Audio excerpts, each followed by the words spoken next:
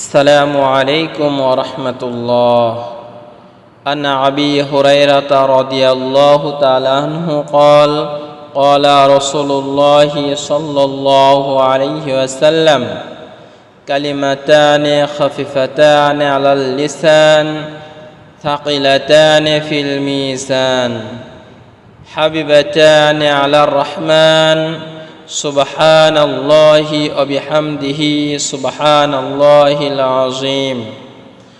হযরত আবু হুরায়রা রাদিয়াল্লাহু তাআলা আনহু হতে বর্ণিত, তিনি বলেন, রাসূলুল্লাহ সাল্লাল্লাহু আলাইহি ওয়াসাল্লাম বলেছেন, দুটি কালেমা জিহ্বায় উচ্চারণ খুবই হালকা, মিজানের পাল্লায় অত্যন্ত ভারী।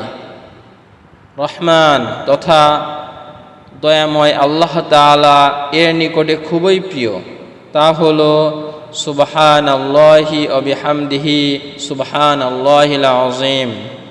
হাদিসটি মুসলিম শরীফের 6601 নম্বর হাদিস।